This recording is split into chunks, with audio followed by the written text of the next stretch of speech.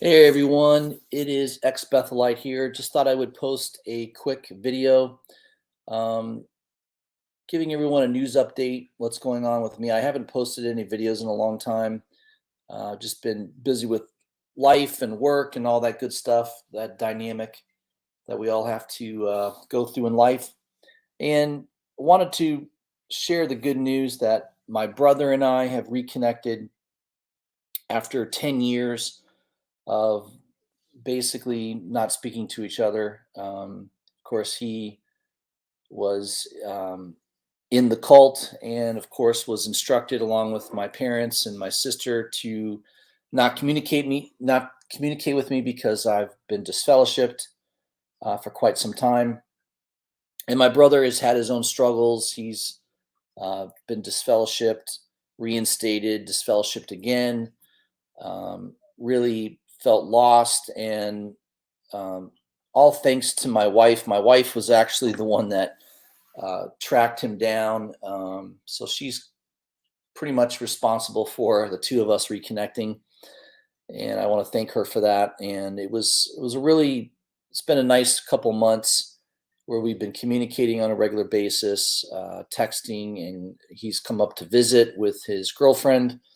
So we've had a really nice reconnection. Um, and I never thought that would, I honestly never thought that would happen again.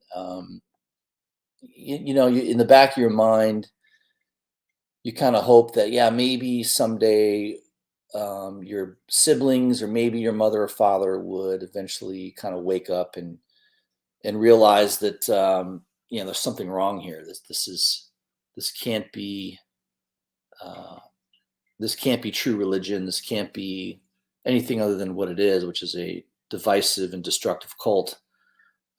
So it just feels great to have my brother back in my life. There's 16 years difference in age between us. I'm 16 years older than him, and the fact that we've been able to reconnect, and he's at the age now where I started to have problems in my life, and where I definitely um, knew that something was wrong, and you know just didn't get the love or the proper um, the proper instruction. Instead, you're shunned and told that everything you do is wrong, and it's just really not a loving arrangement. And I wanted to kind of highlight that. That's one of the purposes of this video. Was I wanted to also highlight materials that, of course, a lot of it's from the Watchtower itself. Let me share my screen here. So this is under jwfacts.com. If you go about halfway down the page, there's a thing for disfellowshipping and shunning. And if you click on that, it really goes nicely through a series of points about, obviously, the disfellowshipping doctrine, that this was something that was not instituted years and years ago. It really started when Noor took over as the president of the governing body. So there's a pretty detailed history of that. You can go through the references. They reference the Watchtower many times, um, and it's really it's the Jehovah's Witnesses are not the only ones that institute shunning, right? There are other religious groups, Mormons, Scientologists. So there's references of the Amish, obviously, are well known. There's just other smaller groups, but they're typically all cults, small groups, where they institute that doctrine of shunning to basically pressure family members into correcting the path or the behavior of the member. And it's really something that is evil. um, First of all, most of the people that get reinstated back into the Jehovah's Witness cult, they are basically doing it for the only purpose of um, making sure they have family relations again. Many people that are disfellowshipped especially if they're disassociated or they're disfellowship for uh, what's perceived as apostatism or anything like that, disagreeing with the elders, things like that. They've been woken up. The veil has been lifted. They see it for what it is, and for them to come back into it for reinstatement is the only motivation. Really, is to have a relationship with their family members. So, but giving up your principles and what you believe, knowing that it's false, knowing that it's a false religion. Um, I feel bad for people that feel like they have to compromise themselves, compromise the way they think and the way they live to be part of this cult, this group. I feel sad for those people. Um, and maybe on the surface, they seem happy. But if they really have woken up to the fact that this is a divisive cult, there's no way they can be happy faking their life, being inauthentic, going to meetings and feigning interest, feigning um, belief and unity and belief when they clearly don't believe the same things that other members do. So my brother, he's with his girlfriend is a very good person, very nice. They get along fantastically. He has a support now in his life. He's got me. Him and I have been speaking on a regular basis. In fact, we're going to hang out together this weekend. He's coming up to visit, and then we're going to go over to the MegaCon, the Comic Con in Orlando, and have a good time there for the day. So we really are spending quality time together, and I'm very, very appreciative that has happened. It's made a big difference in my life. And, I still hold out hope that maybe my other family members eventually will wake up and see um, that what they are in is a cult. And if they would just take the time to review different opinions, I think they would really quickly come to that conclusion, especially when they are being shielded and sheltered from many truths that are out there. I mean, JW Facts obviously is one site of many that can provide good, solid information for people to explore. Um, and I wanted to highlight this section on disfellowshipping and shunning because it's really become more and more of an issue for them. More and more people through social media, through major media, are learning of these evil practices that are done by Jehovah's Witnesses and Mormons and other groups. Scientology, obviously, they've been on the news tremendously because of how they treat their members or ex-members. And same thing with Jehovah's Witnesses. They're continually getting bad press, which is fantastic. It's drawing more and more people away from that dangerous cult.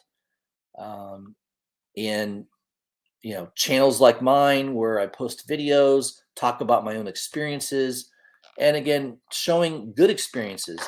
The fact that my brother and I, who hadn't talked and communicated in 10 years, we now have a relationship. We're speaking and messaging each other on a regular basis, and we're spending quality time. And yes, he's 3 hours away. He's not right around the corner like I would like. But it's definitely made a world of difference in his life and in mine that we have that connection and we have similar experiences. We both went through very similar things in being shunned and being outcast. And then, of course, in both of our experiences of research, doing our own research, looking into the various doctrines that are inaccurate, that are completely supported by the Jehovah's Witness cult, and bringing that out and learning about it and being able to apply it um, in our lives. And I think that's one of the most important things is being able to recognize um, why something is not true and why something is false. And with the Jehovah's Witness cult, and remember, I try to make sure mentally I always say the cult, not religion. It's not a religion, it's a cult. Religions don't force people into behavior. They don't force people into shunning and uh, being able to manipulate people. Religions don't do that. And I'm not saying religions are all good. Many of them are bad, but cults are the worst because they destroy and divide families. And that's exactly what the Jehovah's Witness cult has been doing for many, many, many decades. And I just wanted to report that my brother and I have reconnected, and we have been closer now than we've ever been. Even though we're 16 years in difference in age, we're very similar. We like a lot of the same things. We share a lot of the same opinions. And I don't know. Hopefully, maybe my parents and my sister will eventually wake up one day. I don't know if that will happen.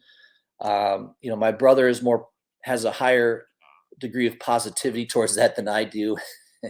I've been out a lot longer than he has. And of course, just like for many years, I had to break away from the programming, break away from the brainwashing, the indoctrination that happens within that cult. He's going through that process now. It's going to take time. He knows in his heart that it's false, that it's a cult. That's the biggest step, is taking that recognition and understanding of what it really is. And then all these other little things, they're all little things. They're minor matters, um, and they can be overcome. So I wanted to just put out this video to let everyone know what's going on with me and my family. My brother's back in my life. I'm very grateful for that.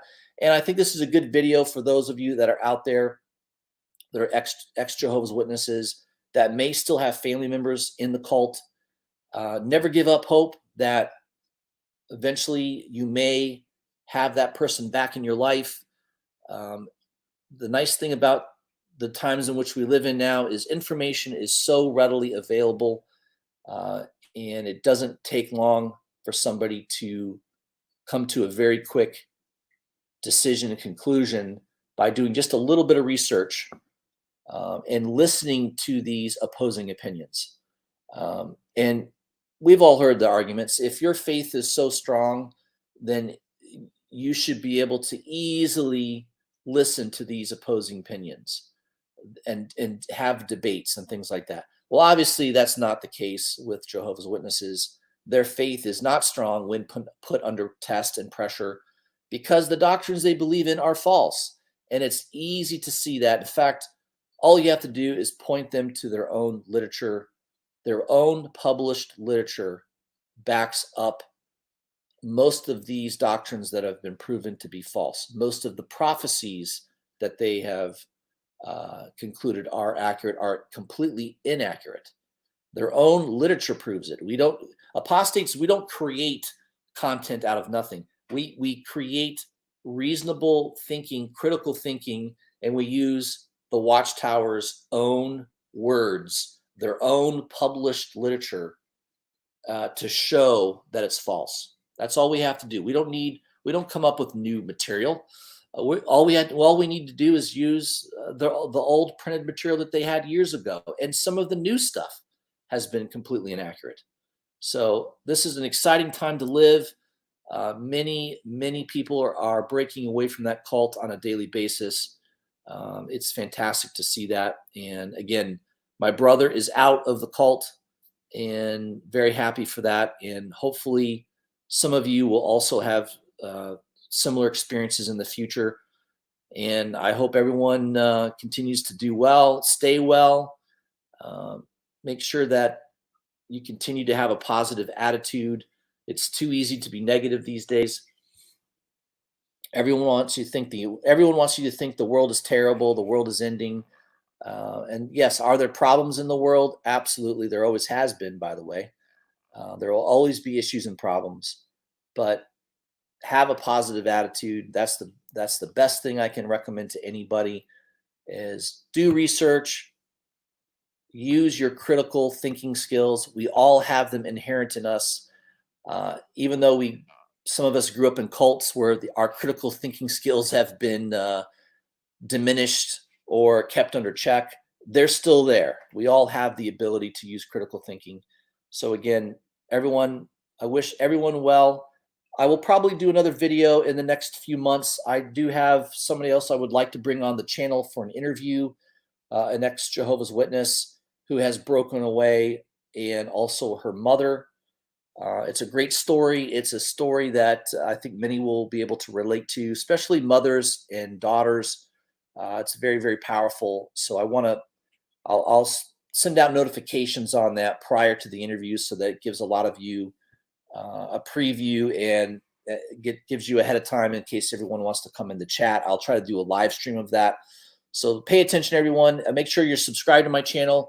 Make sure you hit the bell for notifications so you're notified anytime I do post a new video. And I hope everyone has a great day.